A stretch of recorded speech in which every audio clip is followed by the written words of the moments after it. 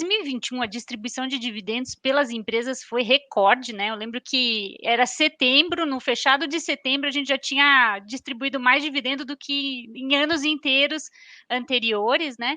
E agora a grande dúvida é se isso vai se repetir em 2022. Tiago, na sua visão, o que a gente teve em 2021 foi um ano atípico ou a gente tem chance de repetir esse desempenho, apesar da perspectiva de economia crescendo muito pouco ou até contraindo? Ótima pergunta, Mari. Acho que assim, a gente tem que analisar primeiro a composição das empresas do Brasil e existe uma certa concentração em algumas empresas, em alguns setores específicos, né? Alguns setores que têm puxado para cima a distribuição, a Petrobras, né, que não é bem um setor, é uma empresa, a Vale, mineração, os bancos devem retornar, né, a pagar um dividendo crescente. Então, se a gente for analisar as grandes empresas do Brasil, eu acho que na somatória delas a tendência é que a gente pelo menos mantenha a distribuição do ano anterior. Eu acredito que a Vale tem tudo para pagar um dividendo parecido com o do ano anterior, talvez um pouquinho menor. A Petrobras, um dividendo muito parecido com o ano anterior, talvez até um pouquinho maior, né? Uma anulando a outra aí, né? Na parte de bancos, esse sim, a tendência de crescimento, né? Os bancos em 2020, 2021, eles reteram lucros, né? O patrimônio deles cresceu bastante. Eu acho que a tendência agora é soltar um pouco como era um pouco antes da pandemia. Você tinha os principais bancos pagando 70%, 80%, 90% de payout, foi reduzido de maneira drástica. No passado deve ter sido menos de 50%, algum desses bancos, e agora acho que eles vão soltando aí os dividendos aos pouquinhos, Bradesco, Itaú, Banco do Brasil, né? Acho que o lucro dessas instituições deve ser recorde e tão importante quanto o lucro, a distribuição deve ser recorde. Depois tem outras empresas como Ambev, VEG, né, que deve ter anos bons também e a tendência é pagar dividendos. Então, óbvio que quando a gente fala das empresas, a gente tem que estar somando todas, vai ter algumas que vão estar melhores, outras que vão estar piores, mas como tem essa concentração de dividendo em algumas empresas, né, uma Vale distribuindo, sei lá, 20 bilhões de dólares, como tem uma certa concentração de dividendo nessas empresas, acho que a gente tem que analisar as grandes empresas e as grandes empresas do Brasil tendem a pagar dividendos muito bons esse ano, talvez até melhores do que o ano anterior. Não muito, né, mas melhores que o ano anterior. Legal. Stetter, você acha que é novo recorde 2022? Olha, Mari, assim, eu acho que o Thiago falou é verdade, né? Esse ponto da concentração é fundamental. E muito se fala, né, sobre um ano que possivelmente vai ser um pouco mais difícil, como você citou ali em termos de atividade econômica.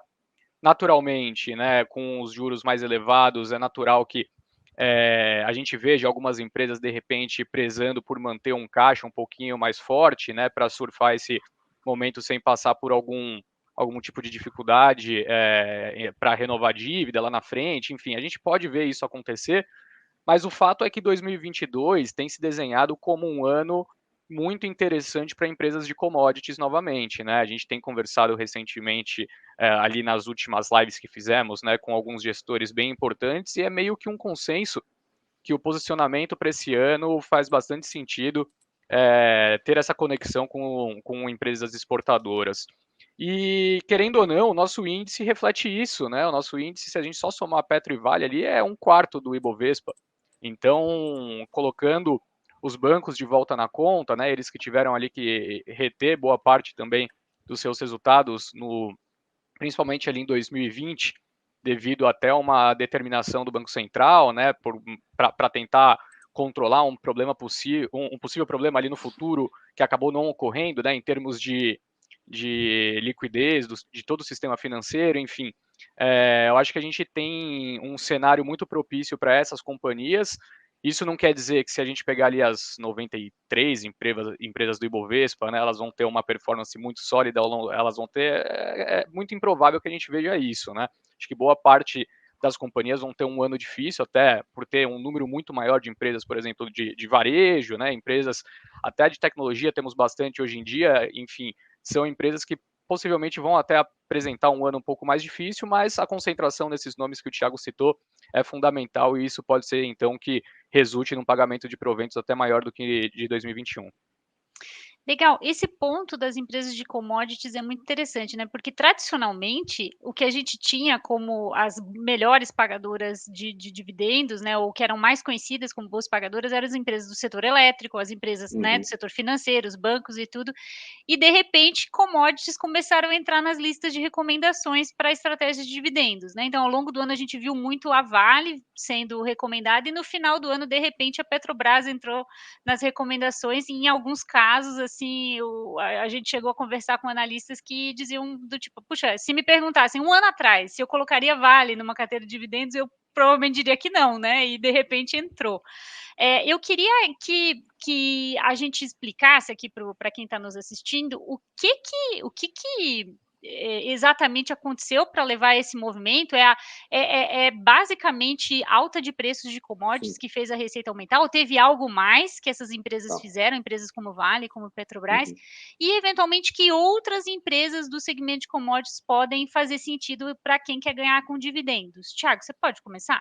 Cara, ótima pergunta, Mari. Sim, o preço das commodities. Óbvio, quando a gente fala de commodity, tem de tudo, né? Tem preço de soja, preço de plástico, PVC, polietileno, polipropileno, gasolina, minério de ferro, aço, etc. Então, obviamente, cada commodity tem a sua própria dinâmica, mas as commodities, na média, têm estado em patamares elevados. Então, o preço é um fator determinante, mas não é só o preço. É importante que a gente analise o balanço das empresas, né? O balanço das empresas de commodities, eu diria que nunca foi tão bom, inclusive da Petrobras. A Petrobras, eu confesso que eu achava que ia quebrar lá em 2015, 2016, eu achava que ia ter algum tipo de capitalização, porque era a maior dívida corporativa do mundo, o EBITDA não era suficiente para, a geração de caixa não era suficiente para fazer a manutenção. Eu não via como sair daquele buraco e, de fato, conseguiram sair. E hoje a dívida da Petrobras é super equilibrada. E eu faço aqui uma analogia interna, Mari, que é para quem já jogou videogame, né? As empresas de commodities elas ganharam mais ou menos uma estrelinha do Mario Bros ali no final de 2020 e 2021 inteiro. Elas ganharam superpoderes, elas geraram caixa como nunca, e eu acho que elas usaram esse caixa para botar a casa em ordem, né? Pagar a dívida, algumas empresas tinham alguns passivos, a Vale, a Braskem, acerta os passivos e vida nova, né? Todos os problemas ficaram para trás, né? Os preços das commodities explodiram, o minério de ferro chegou a $30, $35 há 5 anos atrás, foi para 210 e tal, e foi uma geração de caixa, e ao contrário dos ciclos anteriores, não foi aquela festa. Se a gente for voltar para o ciclo lá dos anos 2000, que foi também um boom de commodities, né? Pô, a Vale foi investir em mineração de carvão na África, nos lugares chamados Nova Caledônia, comprou a Inco no Canadá, que não foi um bom negócio. Quase todas as empresas, a Petrobras, nem se fala o que fez de maus negócios por aí, né? Passadina, Abreu e Lima. Cada empresa fez a sua besteira de alocação de capital, né, naquele ciclo. E eu acho que como foi uma crise muito curiosa, porque no primeiro momento as empresas acharam que iam morrer e, de repente, o que aconteceu foi o contrário, nunca foram tão ricas. E acho que também isso, somado aos aprendizados da década ou décadas anteriores, fez com que você teve uma somatória de preço de commodities em alta, um balanço forte e uma inteligência na alocação de capital que não aconteceu no passado. Então, as empresas não estão querendo fazer loucura. A Vale, lá em 2008, vamos comprar a Glencore, né? A Petrobras, vamos comprar aí refinaria no Japão. Tipo, não teve isso nessa alta de commodities. Está todo muito mais esperto e sabe o que fazer com o dinheiro do que soube fazer na época passada. Então, sim, o preço de commodities ajudou, mas se tivéssemos na direção dessas empresas pessoas com delírios de expansão a qualquer preço, certamente estaríamos comprando novas passadinas por aí e não pagando dividendos como estamos pagando hoje. Então, isso acho que é um fator importante, a racionalidade dos boards, aí, dos conselhos das empresas de commodities em geral, estão sendo muito racionais.